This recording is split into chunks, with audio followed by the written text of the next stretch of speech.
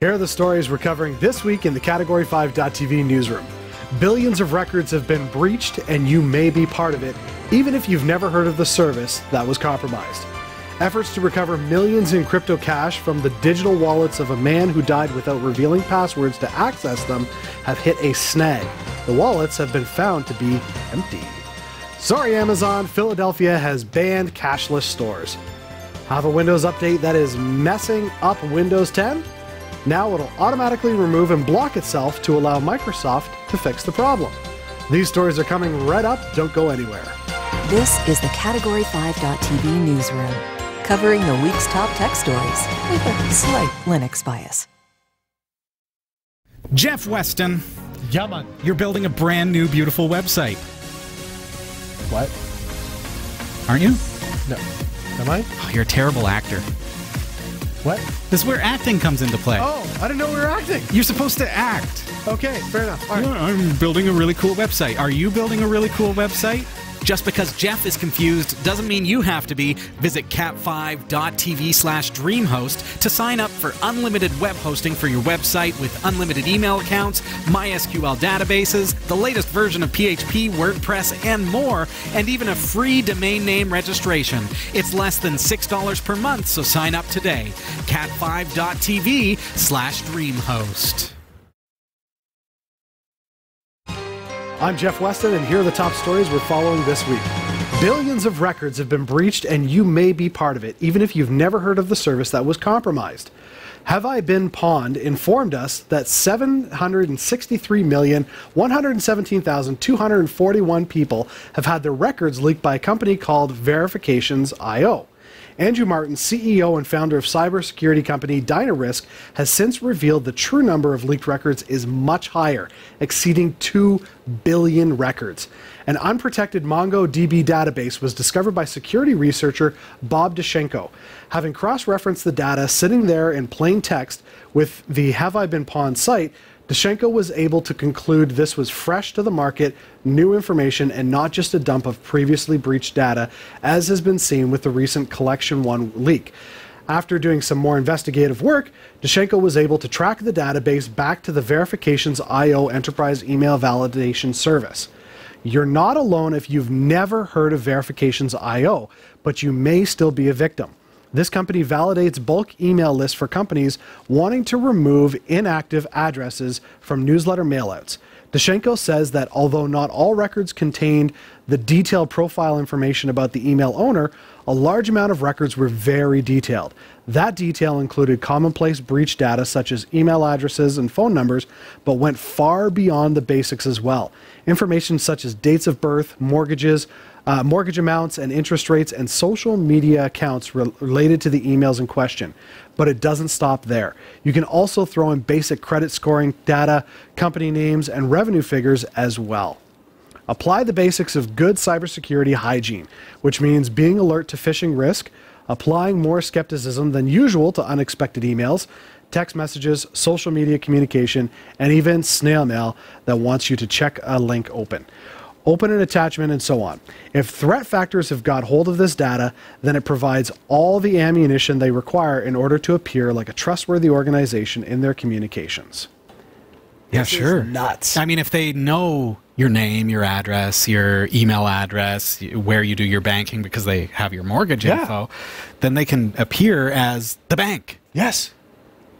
They can call you up and say, you know, hey, this is Robbie calling from Royal Bank.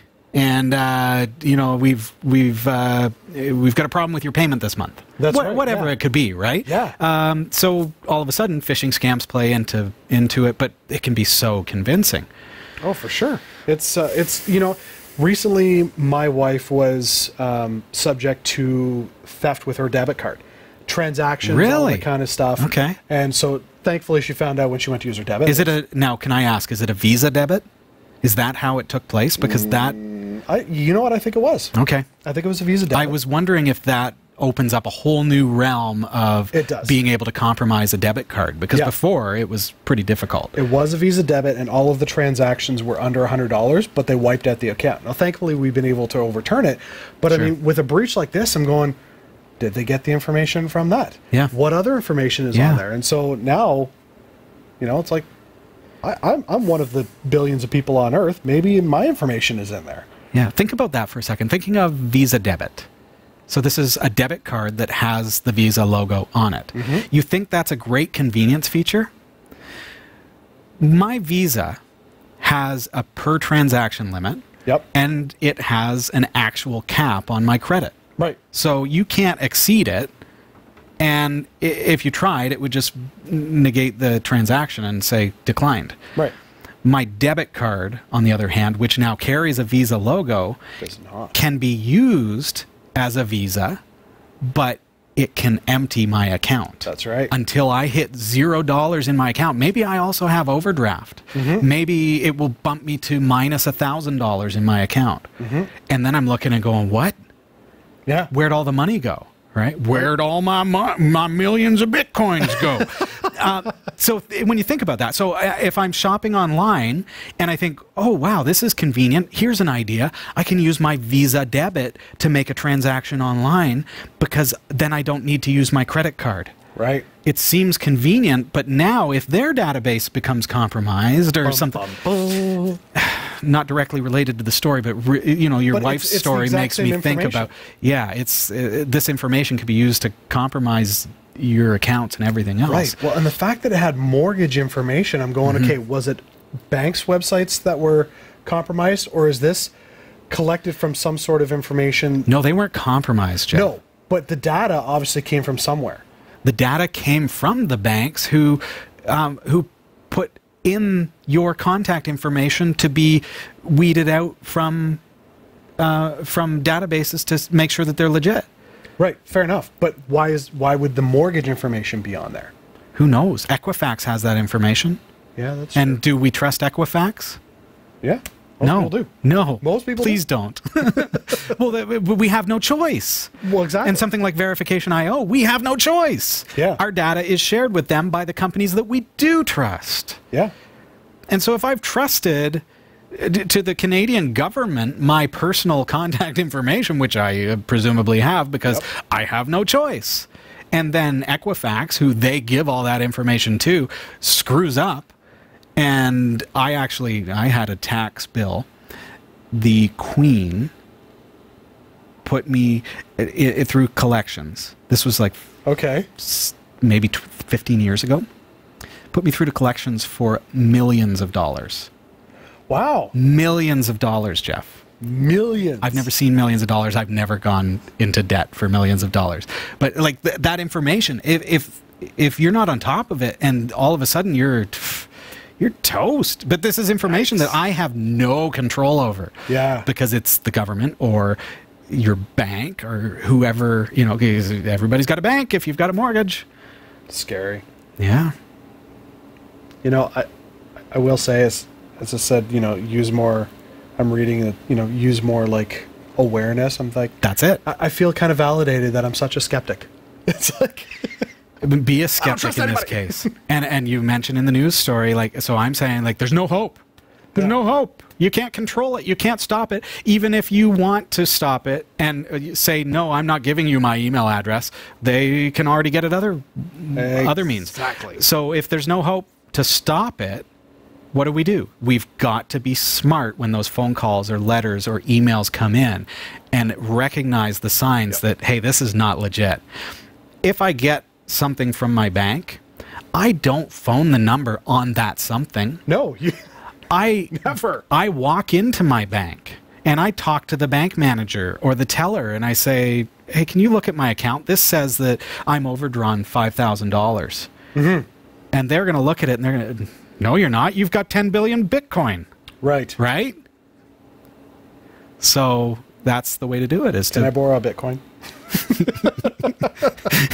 If only, Jeff. Exactly. All right. Efforts to recover millions in crypto cash from the digital wallets of a man who died without revealing passwords to access them have hit a snag. The wallets have been found to be empty. The discovery was made by a firm appointed to oversee Quadriga CX after the death of founder Gerald Cotton.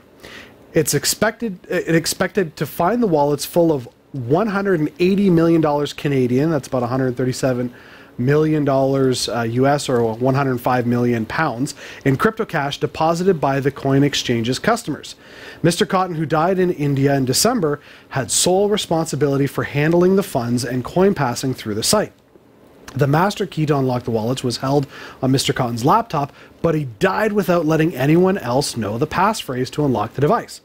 Most of the digital cash that customers had deposited with the exchange was supposed to be kept in cold storage to prevent it from being hacked or stolen. The cash represented the virtual currency holdings of 115,000 Quadriga CX customers. Mr. Cotton's death forced the closure of Quadriga CX, and auditor Ernst & Young was appointed to wind it up. Its investigation has secured access to Mr. Cotton's laptop, but also revealed that the digital wallets had been cleaned out months before he died. In a report on its discovery, Ernst & Young investigators said they did not know what had happened to the bitcoins that they had expected to find in storage. However, the company said it found evidence that Mr. Cotton had 14 other user accounts created outside the normal process that may have been used to trade on Quadriga CX exchange. Ernst & Young is now trying to gather information about the trading done via those other accounts to see if it can somehow trace much of the crypto cash passed through them. A reward of $100,000 has been offered for information about where the exchange's cash has gone. That's nuts. I can't imagine the stress of the staff that are involved in that. Oh, for sure. Bitcoin, though. It's the fact, though, that he had this one exchange, but then there's 14 other accounts within his own exchange. Right. So is this a case of digital crypto coin laundering? Is it just bad practice? Was he trying to, skew the market somehow? I think, Jeff, probably good practice and just didn't expect to die. And so the coin are somewhere. Crypto coin, cryptocurrency are not physical coins. These are digital transactions. They could have told that those accounts were empty. Obviously, they knew the Bitcoin addresses. They could have told that just by looking at the blockchain. You can see the balance of you can see wallet. the transactions through it. You can. You just can't track where it went and how it transacted as far as the people involved goes. Right. But if you know the wallet address, you can see how much money is in there, and you can see what is transacted on that wallet. But it's good practice for anyone who knows cryptocurrency to have offline wallets, cold storage, places that cannot be traced because they've never been connected to anything. So when I receive crypto cash or cryptocurrency, it's pretty much immediately transferred to an offline wallet that nobody has access to. Right. And if I died, what would happen to that? It's a good question. And he probably just never asked himself that question. Yeah, because he was young. Yeah, younger than me. That's crazy. So maybe it's just that. So maybe it'll be found on a piece of paper somewhere. He has to have it somewhere. But if he's smart, anyone who's living would have their cryptocurrency so secure that it could never be recovered. So what if this is going to be like a lawsuit situation? So I should back up to the last story where I joked that I had billions of crypto coin. I don't, so don't come killing me. That's right. And if you do, keep me alive, because I'm the only one who has access to the wallets, and I can show you that they're practically empty. Yeah. But that's right. Just a bad scenario, yeah. Right? Like, I feel like that story, just every day something new comes out. It's like, oh, it went from bad to worse to absolutely horrific. It's like, how low can this one go? It's just like... Well, and there are real people with real money involved in this that have lost out on their money. Yep. And you think cryptocurrency is not really money, Robbie. Well, where did that cryptocurrency come from? They're probably not miners. These are investors. That's right. These are folks who have bought into what? An exchange. And that exchange cost them money. Scary. Yeah. Scary, scary. All right. Sorry, Amazon. Philadelphia has banned cashless stores. Last week, Philadelphia's mayor signed a bill that would ban cashless retail stores. The move makes Philadelphia the first major city to require the brick-and-mortar retail stores accept cash. Besides Philadelphia, the state of Massachusetts has required that retailers accept cash since 1978. The law takes effect July 1st and will not apply to stores like Costco that require a membership, nor will it apply to parking garages or lots, or to hotels or rental car companies that require a credit or debit card as security for future change charges. Retailers caught refusing cash can be fined up to $2,000. Amazon, whose new Amazon Go stores are cashless and queueless, reportedly pushed back against the new law, asking for an exemption. Philadelphia lawmakers said that Amazon could work around the law under the exemption for stores that require a membership to shop there, but Amazon told the city that a Prime membership is not required to shop at Amazon Go stores, so its options are limited. A top official in Philadelphia's Chamber of Commerce said that the ban will prevent Philadelphia from modernizing with the rest of the country. Cashless companies argue that cash slows down transactions when change needs to be counted and creates security risk for employees locking up at the end of the night. Supporters of the new law, however, say that not accepting cash hurts poor residents who may not be able to afford or qualify for a credit card, or who want to avoid fees that come with changing cash into a prepaid debit card. Additionally, privacy advocates say that being forced to use a digital form of payment to buy things is a de facto requirement to share records of their purchases with third-party companies. A New York City councilman is pushing a similar measure, and New Jersey's legislature has also passed a bill to require storefronts to accept cash, though the governor of the state has not signed the bill yet.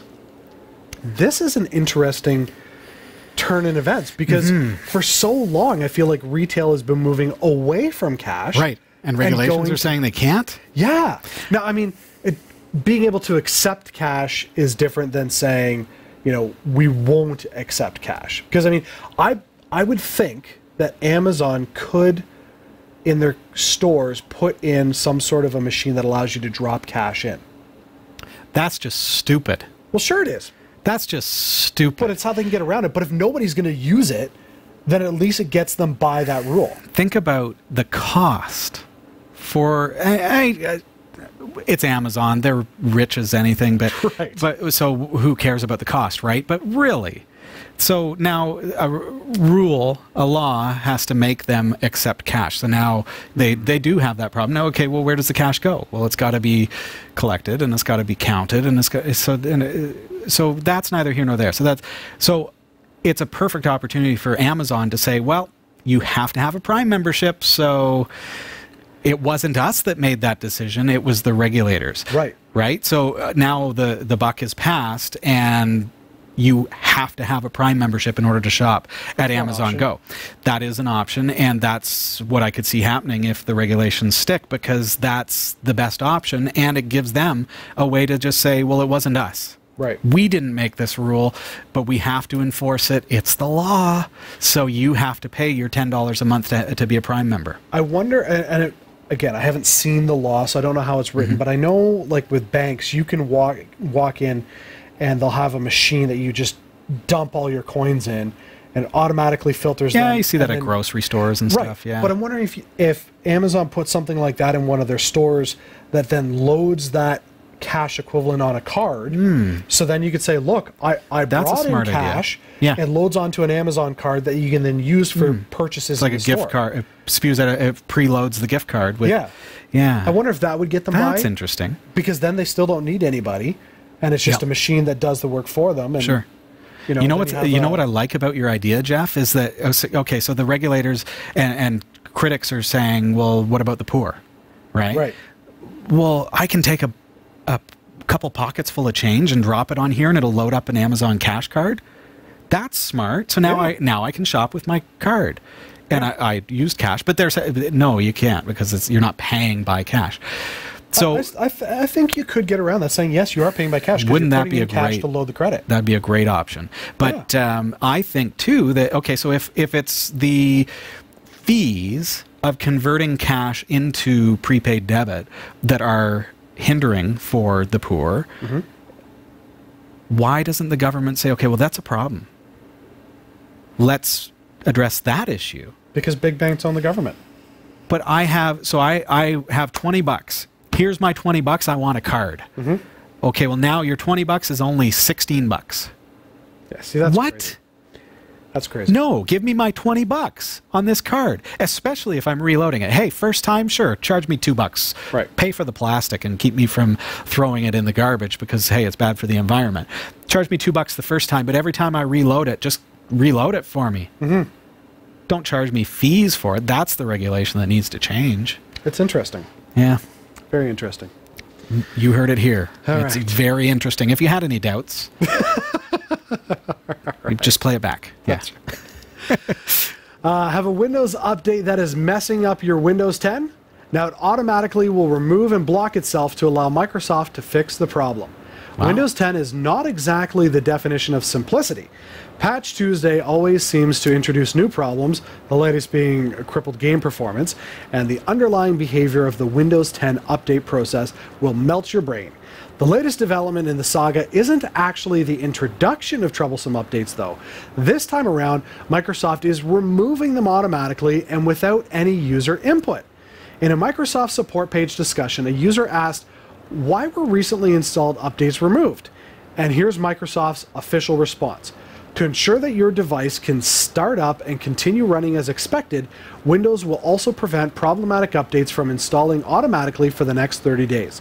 This will give Microsoft and our partners the opportunity to investigate the failure and fix any issues. After 30 days, Windows will again try to install the updates. Right now, this process of auto-removing problematic updates appears to focus on startup trouble, and Microsoft says it will only execute this measure once all other repairs have been attempted. What's certain is that Microsoft will not only delete the updates it determines are preventing normal OS operation, it will also block them from being installed for the next 30 days. Microsoft says this will give ample time for it and its partners to investigate the failure and fix any issues. Isn't that neat? I like this. But at the same time, I go, why? Why put out an update that's a problem? Sure. As the developer of an operating system, Yep. NEMS Linux, I can understand how it can be very, very challenging as a developer. Now, they're huge, I'm small, but as a developer to account for every potential problem. Everybody who has built their own PC, everybody who's using a computer that has 3 burnt-out capacitors next to the CPU, how can I account for those issues? It's really, really tough. And that's fair. Yeah. But I feel like, and again, personal opinion, that Microsoft continually puts out updates that, quite frankly, are flawed. Sure. Like, how many people do system updates on their Macs or their Linux machines, and everything works well? Usually. Right. More often Why than is it Microsoft, that yeah. Microsoft keeps screwing it up. But here's what's different, Jeff. On my Linux machine, Yep. I'm told when there's an update, and oh great, there's an update. I'll just wait.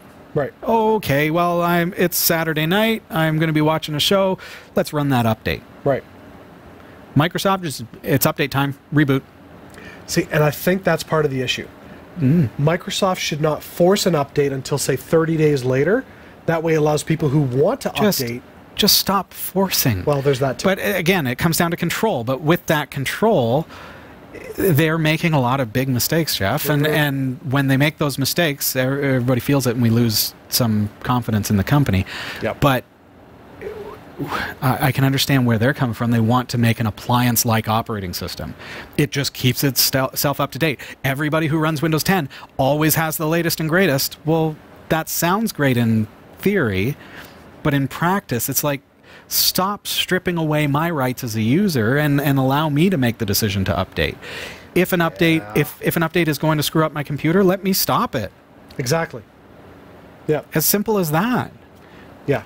And I wonder what happens if the update itself negates the ability to uninstall the update. Like, what would happen in that situation? Yeah, it's like this will self-destruct, and you only have 10 seconds to remove this That's update. right. Yeah. Jeff, we've talked a little bit about cryptocurrency tonight. Yes. Let's jump into what CoinGecko says about crypto this week. This is as of 1800 hours Eastern Time on Wednesday, March 13th, 2019. We're going to call this fairly level like the calm before the storm week. Okay. If we were to name it anything, everything is pretty much just where it was about a week ago. Bitcoin itself, I mean, it gained $6.81 US, but its value is $3,867.39. So what's $6? It's pretty much just where it was a week ago. Similarly, Litecoin only gained 8 cents.